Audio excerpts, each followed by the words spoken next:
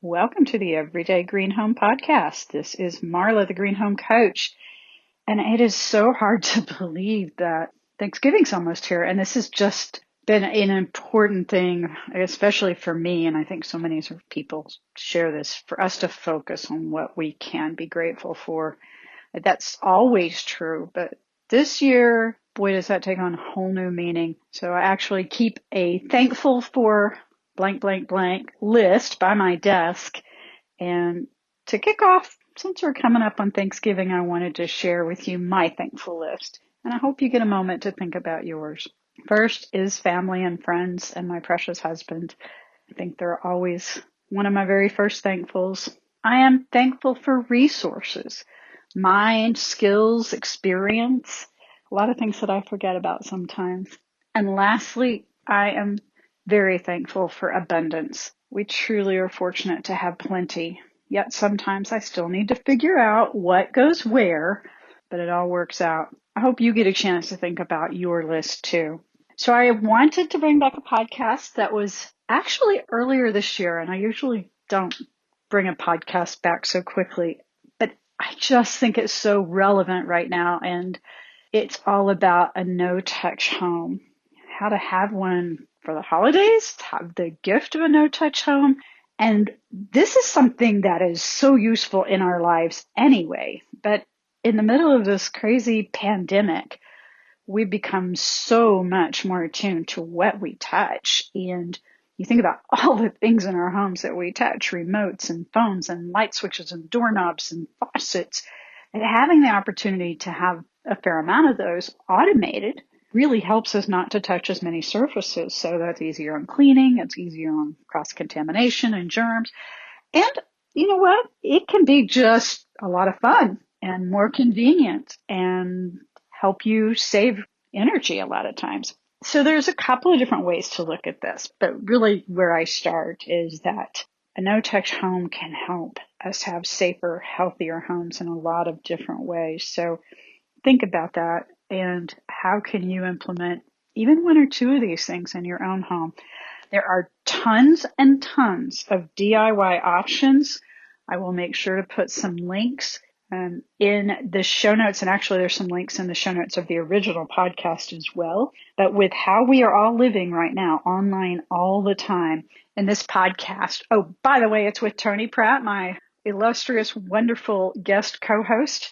And he's so knowledgeable on the technology and how to combine it and how to think about it for our homes. So I love having this podcast with him because he's just such a wealth of information. But he really talks about three things that are the most important to implement your no-touch home and to get going with it. And first is internet and Wi-Fi, especially with everybody working at home, studying at home, being at home. And this is the backbone. So if you want to be able to add on smart home appliances or systems or electronics, your internet also can come into play with that. So super important foundation. Matter of fact, he goes into some detail on how to enhance a system if you already have one or how to build one if you don't. And then we move on to the three easiest places to start automating your home.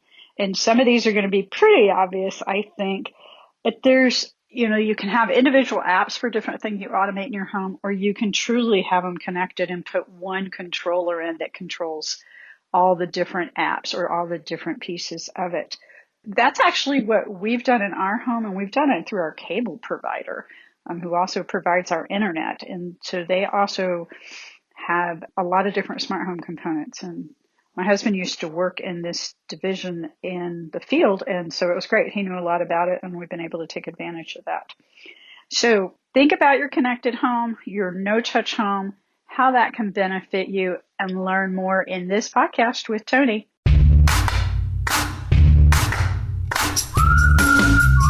Living green or sustainably is about more than saving on your electric bill and doing your part to protect natural resources. It is about a safer and healthier life for you and your family without sacrificing style, quality, or budget. This is a movement to provide all of us with clean air to breathe and water to drink, safe, healthy food to eat and places to live, and energy to run the places where we live, learn, play, and work. The Everyday Green Home podcast helps you get the value of green for you, your family, and your community. Whether it's green homes, green living, or the people who make it happen, join me, Marla Esser Close, to learn how green and sustainability practices and products work for you and our world.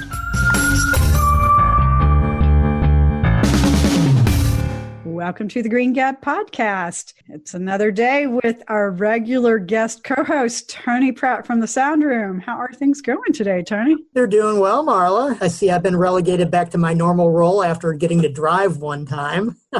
You enjoyed that, huh? Oh, it was fun, but let's face it, this is more the normal dynamic. Well, I do think, so for our listeners that haven't heard that podcast yet, the last one we recorded, it should have run before this one if accounting of podcast positioning is correct. But Tony actually did the interview, and that was a lot of fun because, Tony, you're actually a much better interviewer than you give yourself credit for. I know, but once again, it's all about the roles of the show. While I'm comfortable doing it, I fit in nicely to my normal role. Whatever. I always like to be the support, not the star. Well, then I'm just going to turn the tables on you again today. You're asking me questions. I'm just responding. That's my normal role. I'm the analyst of the show. Yeah, except this is your area of expertise because today we're going to be talking about no-touch smart homes. And with your extensive background in smart homes and automation, this is right up your alley. Yeah, I'm pretty sure I could sleep through this one if I really needed to. Just for a bit of reference and context, as we record this, we are deep in the middle of the COVID-19 pandemic, and we are safe distancing from 473 miles away. Thank you to the technology available, which for many of us that are freelancers or small businesses, we've been working this way for quite a while. I mean, granted, we're augmenting or had been augmenting with in-face meetings and travel to conferences and stuff. But now the whole world's doing this.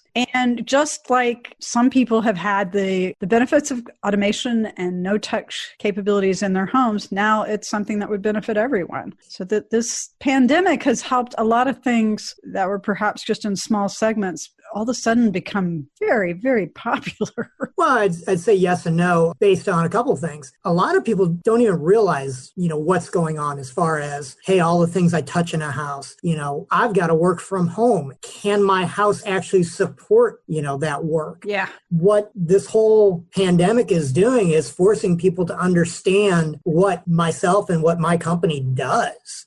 And that is bring technology to the masses in reality. So the first thing that everybody has to realize is now that I have to work from home, chances are everybody else in my neighborhood is doing the same thing. And most internet providers, those are batched pipelines. So, they bring the service in and split it among all the different households. They're not really designed for everybody to be in the home sucking up internet all at the same time. Right. Yeah, it's a shame we can't take like all the bandwidth that's allocated for businesses and schools and bigger organizations and like repipe it to our homes. Right. You just can't. Right. But now all of a sudden, the quality of internet in everybody's house is tantamount. It's, right there top on the list because that quality internet signal is what allows you, what allows me, what allows everybody to work from home because you were very comfortable teleconferencing. Now everybody has to get comfortable. And we're all online. Yeah. I'm amazed that we've been able to do as much as we have. Regardless of whether it's you're video conferencing with somebody or you're just logging in through like your network's VPN system, no matter what, you are relying on that internet connection. Yeah. And for many people, it's nice, easy. They plug into a hardline connection right into their router, into a hardline connection in the wall. They're off and running. But a lot of people, especially the younger people, everything that they do is wireless. I saw some interesting stats a couple of years ago. 65% of people under a certain age will never plug into a hardline connection. I can't get to one in my own home. I have to go sit by the TV in order to get one. And think of all the new equipment. Yeah. I've got a laptop that is not even as thick as a standard, RG45 Cat 6 connection. Yeah. That's thicker than my laptop. I can't go that way. I've got to find, connectors. I've got to find, USB to, RG45 ports, things like that. Sounds complicated. It is. So we are more and more going on the route of wireless internet inside the house. And no matter what you do in the smart home world, everything starts with making sure you have good wireless internet coverage in the house. And how do you do that? Well, for most people, let's stick with the do-it-yourself mentality right now, because I think for the short term, most people are not going to want professionals coming in their house, working on their house to get the internet up and running. Yeah, I agree. So for the do-it-yourselfer who has access to an Amazon, has access to a Home Depot, you can find products online. The main thing is you need the router, you need your own wireless router. Now, if you're lucky enough to have a smaller house, chances are a good router will provide enough coverage. Can you help me identify a handful of good ones that we can put in the show notes, and we can also post up on Everyday Green Home on the store? Yeah, that'd be pretty easy. Okay, so we'll do that. So if y'all need some help out there, then we're going to rely on Tony's expertise to give us some guidance here and get you to some solutions. Yeah, so you can go that route. If you have a little bit bigger home, then you're going to need what's known as a wireless repeater, or also a wireless access point of some type. Is that like an extender? It's an extender, yes. So it basically makes the Wi-Fi signal go further in the home? That is correct. Okay. Now, there's a couple different ways to do those. The ones that we do require wiring, so they're not something that the do-it-yourself person is going to be able to do easily. But there are some companies out there that make their own little kits that have multiple access points to them, whether it's a company like Ubiquiti, Google, you can find them fairly easily. In those situations, it'll have a hub and a couple extenders that you just plug in, and they all kind of acquire themselves and everything. And it helps to build upon each other to make a nicer, stronger system. These are more known as mesh network systems. Okay, you're getting complicated on me.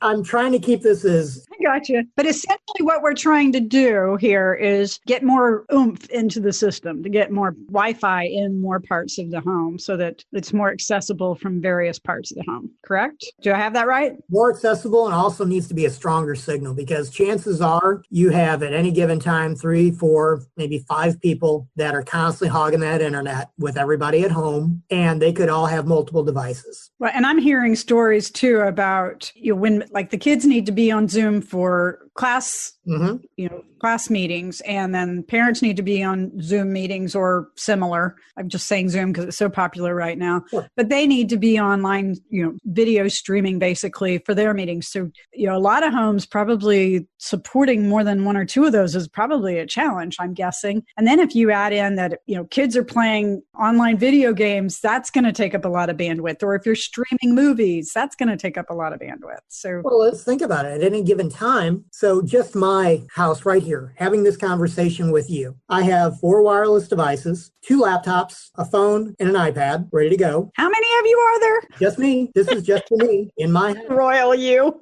Plus, what else is soaking up my wireless? Well, I've got my TV that I stream everything. I do not have cable. Yeah. I've got a lighting control system in here. It's not a big one, but it still operates off the Wi-Fi. And I've got my Sonos music system. It does a little different. It's still pulling off my Wi-Fi. Okay. So this Wi-Fi extender, this is a good start. Yes. Let's take a really quick breather. And then when we come back, we'll go to what needs to happen once you get your Wi-Fi better, then what the next things are you can do in your home. Perfect. Okay. We'll be right back.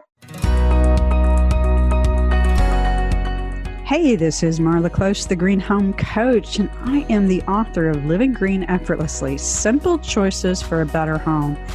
And in this book, besides talking about a bunch of stuff about green and sustainability products and practices you can easily take in your home, I also talk about home maintenance and how important this is to having a home that serves you rather than you serving it.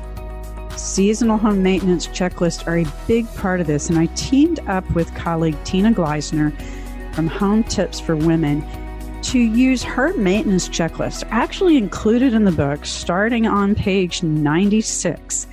And if you have the book, look them up. but I wanted to give you a brief excerpt from the book to get you excited about why home maintenance checklists, I know that doesn't sound very exciting, but why they are so important. So, maintaining a home is actually a 3-part ongoing process. Inspect, maintain, and update. To help you keep track of what you've done and plan to do, make notes on the checklist. First, inspect. If you've only got an hour to spare, pick one exterior side of the house or one room inside to inspect. Note the date you did this on the checklist and flag items needing maintenance or repairs so you can schedule time or make a list for your handyman or handywoman. Second, maintain. Keep your home safe, such as smoke detector batteries. Keep your home energy efficient, like furnace air filters, and prolong the useful life of many home features, like caulking bathroom tile. Write it down when you complete a task, keeps you from guessing later on. And third, update. Take advantage of improved materials and fixtures, upgrade to new building codes, and evaluate when it makes more sense to make an improvement rather than repair, such as replacing a bathroom floor rather than repairing the grout. Check out the book or give me a holler and I'll hook you up online to get the maintenance checklist for yourself. If you'd like to have the entire book, please go to livinggreenbook.com for a multitude of ways to purchase it for yourself. Thanks again. This is Marla, the Green Home Coach. Back on the Everyday Green Home podcast, talking about how to make your home smarter and not have to touch stuff so much. So, Tony, you're saying we start with Wi-Fi and there's some ways that we can improve, extend that.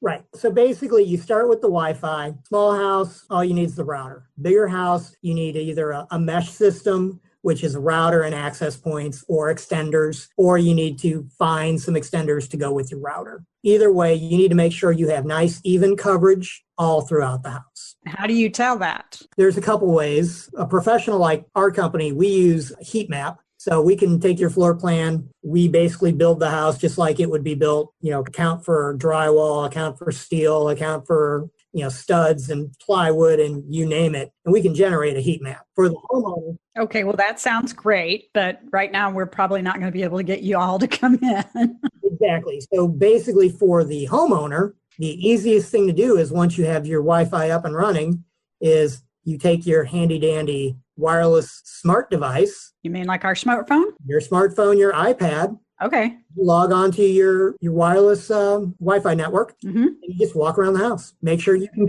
And just watch how strong it is on the number of bars or the waves. That's all you have to do. Okay. That way you can verify you've got strong coverage in every room.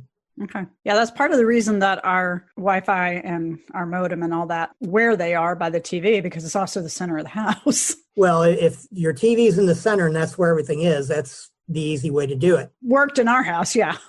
For a lot of people, it's wherever the modem is. Right. And that's where ours needed to be. So I got you. Okay. So we got better Wi-Fi now, or at least we know how to get better Wi-Fi if we need it.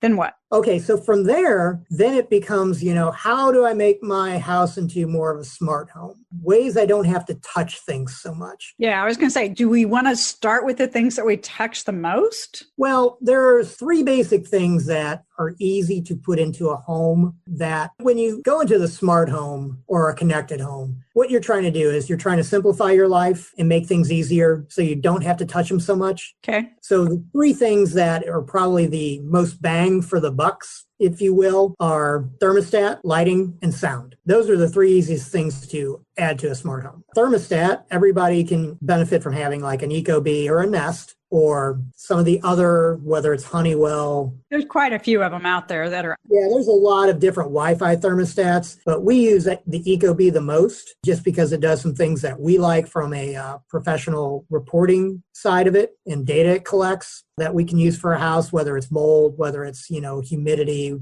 things like that. But if you're pretty handy and you know how to swap a thermostat, that's probably the easiest thing to do. A lot of them will learn your own patterns. You can program. Yeah, that was how my Nest was that I had back my other place in St. Louis. Yeah, so if it kind of knows what you're doing, well, you don't have to really touch it. Yes, that was great because it was a learning thermostat, truly. Right. With lights, same thing. There's whether it's a Lutron system that you could get at Home Depot. There's several others. A lot of Home Depot might have their own. Lowe's might have their own. Okay. But it's simple. It's more lighting modules. So if you have lamps, you plug a module into the wall, you plug that lamp into the module. Now all of a sudden you can automate it. You can hit an app, just on off. That way you're not touching the lamp, but you're touching your own personal device. Right. Then you can tie them into voice control. So whether it's the Amazon product or the Google product, a lot of them, you plug those pieces in and just tell it to acquire whatever skill. They'll go out and they'll find those devices that you just used and then bring them in-house to where you can. So just plug and play, really? It really is kind of plug and play.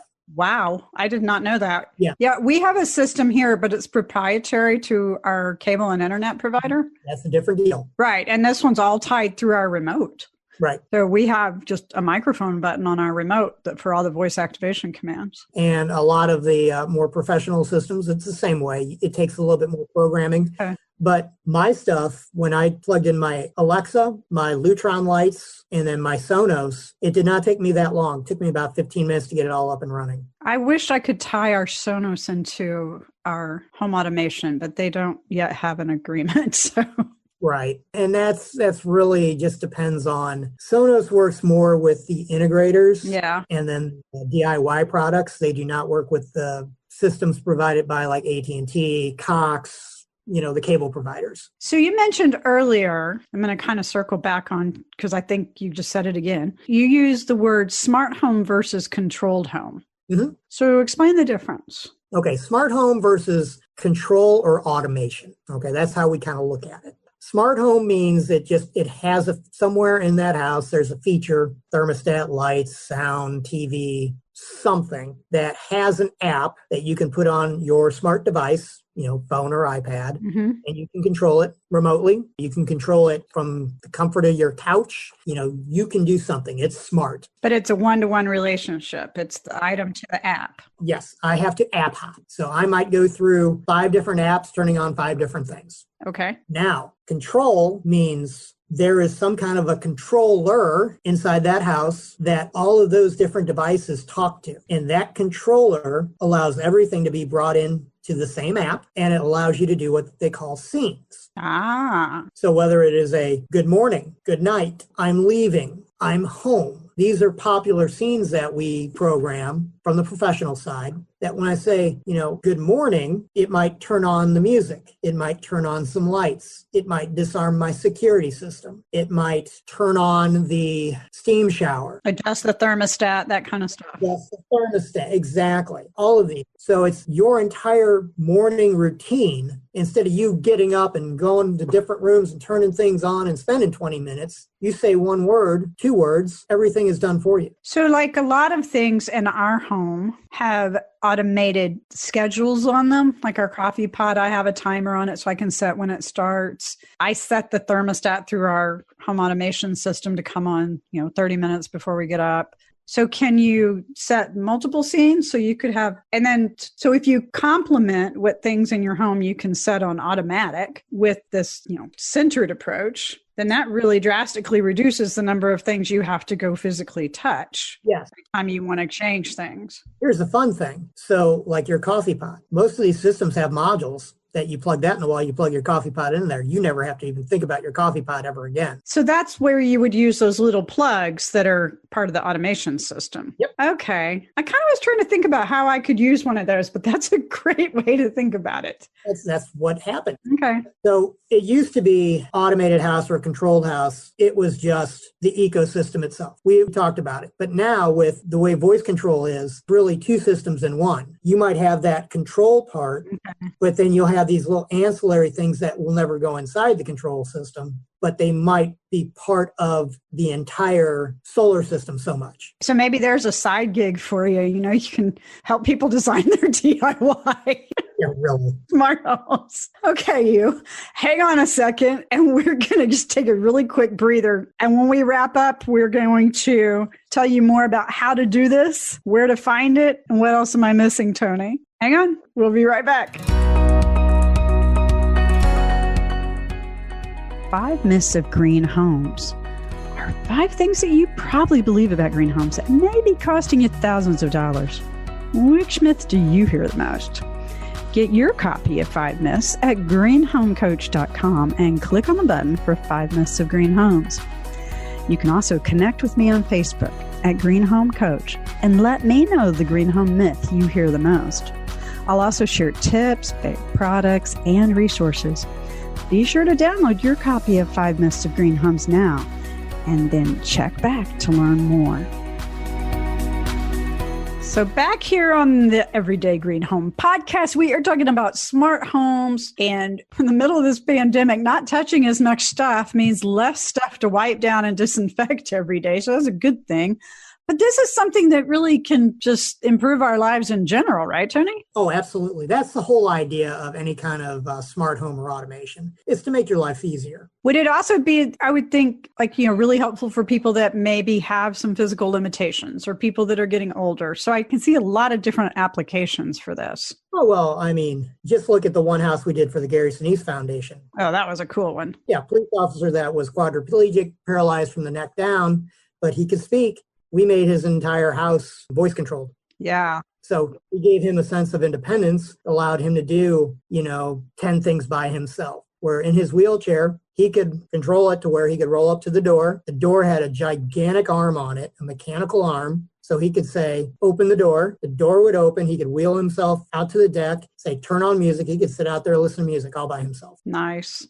So voice control and app control really make it easier for people that have limitations, that maybe have disabilities, to have a little bit more sense of independence and freedom. Well, I know even when Scott was in the hospital, our security system has cameras and we positioned them inside of the home so that he could keep an eye on me from the hospital the nights I wasn't, at the hospital with him. And then when he got home, if I needed to leave for a while, I could keep an eye on him to make sure everything was okay. Right. So there was an immense sense. It's kind of like the nanny cams back in the days. But it was huge to have that visual that it was okay. I want to say older Gen X that might have older baby boomer parents. Yeah. They'll have cameras in their houses just to make sure that, hey, they're getting up, they're doing their normal routine, everything's good. And that's just a daily thing. So you're seeing where technology and smart home technology, connected home technology is just providing an extra layer of safety and kind of a peace of mind. Yeah, I can definitely see that. So that peace of mind right now in the midst of this pandemic has really made us realize how many things we touch in a day. Oh, absolutely. Oh my gosh. And then of course I'm hearing the horror stories of, I say horror stories, it could be worse, but moms with kids home that are everybody's using 9 cups a day and 19 remotes and that's a lot. It's a lot to clean. Right. So, every little bit we can help people do that they don't have to handle so many things is hopefully a bonus. Well, and, you have to just look at how you want to handle the house. Like I say, once you get your Wi-Fi, you have to have strong Wi-Fi in the house to make any of this work. I got that. Then you can sit there and say, you know what? I don't want to touch anything. So I'm going to do voice control. Whether it's Amazon or Google. Most of these systems handle both. Then it becomes I just need some lamps. Great. I can pop in my lamp modules. I have lights in my house that I never touch. We do too. It's constantly, Alexa, do this. Alexa, do that. It's nonstop. Some people that are a little hesitant for the voice control because they don't want to take the chance of somebody listening. Mm-hmm. Well, that's where you go the app route. Yes, you are still touching something, but it's your personal property. It's your phone. Other people aren't touching it. So you can at least limit that I'm not hitting a switch where maybe 3 or 4 or 5 people are hitting all the time. It's still going to make life a little easier. Gotcha. So if somebody just really wants to get started with something pretty simple that they could activate Weekend Warrior Project, what would you recommend? Okay, so what I would do is, depending on what they're trying to do, I could go to either Amazon or I could go to Home Depot and I could find simple lighting solutions. I could find thermostats, not so much like a Sonos speaker or something like that at a Home Depot, but I could easily find that at maybe a Best Buy and Amazon. Even now we just launched our own e-commerce site. So you can go on to soundroom.com and there we are. Oh, I need to become an affiliate. We just launched it a couple days ago. So But for our listeners, so Everyday Green Home is an affiliate with Amazon and Home Depot. So we'll go out together, Tony, and we'll identify a few key solutions that we can put in Everyday Green Home, the shop. And that way folks can find a couple of the recommendations that you've been talking about. Perfect. Yeah. So that'll, at least if y'all out there in listener land want to get started with your own project, and this is something I know a lot of people are working through their list of home projects right now. So this may have been on your scope anyway. Well, and, let's be honest, when it comes to like the lighting systems, Yeah. These lighting systems, they're fairly simple. It's one little plug that plugs into your router or a switch or your modem. That way it has internet. And from there, if you know how to swap out a switch, it's pretty simple. You're going to cut the switch, or you're going to use the the plugins. Yeah, you're going to use the lamp modules. Yeah. Either way. We actually have, but we're on a proprietary system, but we actually have light bulbs that have it built in. Yes, you can do that too. You can do the Philips Hue. That's a really simple way of doing it, actually. I don't have a lot of experience with, only because, as an integrator, we do a little bit more proprietary systems when it comes to light. Right. Well, we'll look and see if we can leave y'all with a couple of good starter tips and things to get started with product-wise. So yeah, but those are the three things I would really concentrate on. Okay. So thermostats, lights, lighting, and sound. So you didn't talk about sound a lot. What all would that encompass? Actually, it's pretty simple. Usually we like to use the Sonos, especially for a do-it-yourself kind of feel. The little Sonos. Highly recommend Sonos. I love mine.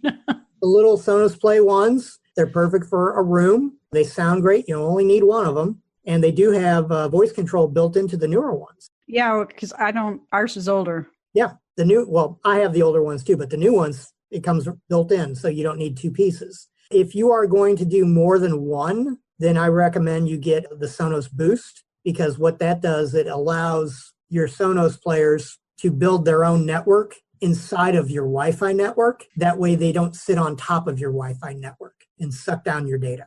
Okay. So how many Sonos components at what point do you recommend people installing that? How many Sonos components would you typically see? If you go more than one. Okay. So I have two in my house, and I have it. Okay. It's a little piece that plugs into, once again, your router, modem, switch, whatever, into the internet, and it just goes from there. Okay. There's really no programming to do with it. It's plug and play. On the Sonos app, everything, it just walks you step by step on how to install things. So these three systems, the thermostats, the lighting, and the sound, so they're really all tied together through the voice command module. They would be. Amazon or the Google solution. Yes and no. The voice control allows you to control each one of them, but it won't allow you to necessarily create a scene. Now, if you go to Home Depot... That sounded funny.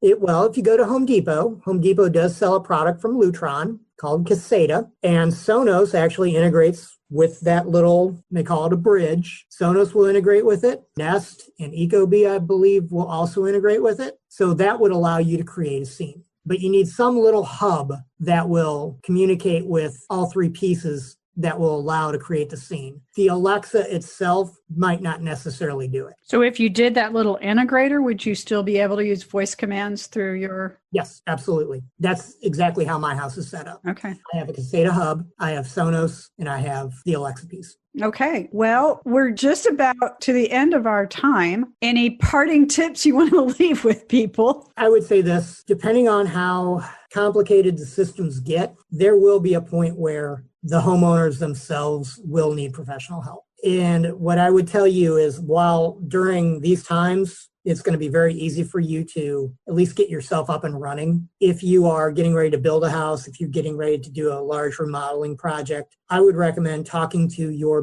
builder or contractor. Chances are they have a trade partner that does this, and say, yes, I'm really interested in making my house into a smart home or a connected home or an automated home. They'll know exactly what you're talking about, and they'll make sure that it is planned during the whole design process of the house. That way it becomes just part of the house. That makes total sense. That's how we like it. Okay, cool. Well, Tony, as always, you are full of knowledge and experience and expertise, and we always appreciate you sharing it with our listeners here on the Everyday Green Home podcast. I will get used to saying that eventually. You look for the links in the show notes, and we will link to some of the starter products that Tony and I have chatted about and give you a place to start. And as always, please reach out to us if you need anything. We can always find a way to get in touch back with you through the podcast, through the website, you name it, we'll find you back. Thank you much. Tony, it's always a pleasure. Well, bye. Y'all have a great green day. That wraps this episode of the Everyday Green Home podcast. Ready to use what you learned? Get the show notes with all the resources mentioned in this episode. Be sure to subscribe on your favorite podcast app so you never miss an episode. Thanks for listening and for leaving a review. And remember that living a little better and greener is easier than you think.